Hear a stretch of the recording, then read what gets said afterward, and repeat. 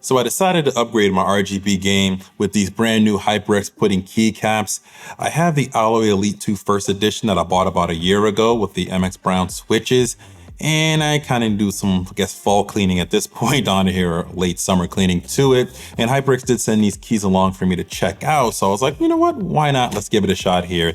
And as you'll see through this video, these are really, really cool. The HyperX Pudding Keycaps are made of Doubleshot PBT material, which is pretty durable, sturdy, and very nice. And it has a slightly textured coating on top of it, which is the pudding in the HyperX Pudding Keycaps. And 2/3 of the cap is translucent, so that should provide a much bolder and richer RGB effect, which we'll talk about a little bit more once we get the keycaps on here.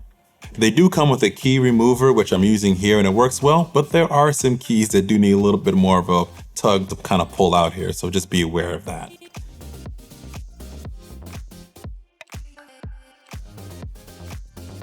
Now, the HyperX PBT keycaps are compatible with all HyperX mechanical keyboards, but they also work with most mechanical keyboards with a standard bottom row. So you should be able to use them in most cases. This is a US English 104 key set, and they provided a guide on where to place all the keys. The package is set up sort of in a standard QWERTY way, how they kind of separate all the keys out.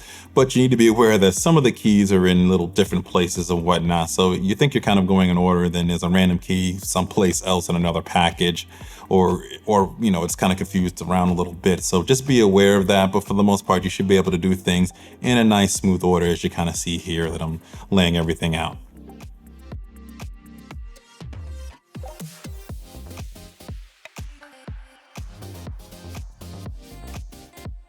You'll also want to make sure to push down firmly on the keys to make sure they're set and pushed down all the way, because I did notice after I put all the keys on that some were a little bit higher than others. I mean, the key worked, but it was a little bit raised a little bit higher, and you could tell. So you want to make sure to kind of push it down so it's all the way down and locks right in, and it's nice and flush with the keyboard when you kind of press down, so all the keys are even.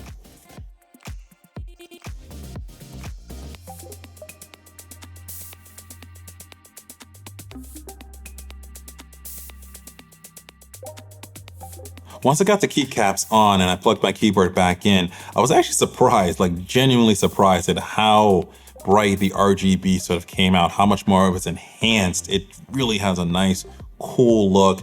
The effects are better. Everything just kind of pops out so much better. It feels like pretty much a brand new keyboard when I put these on here. I was really surprised by it.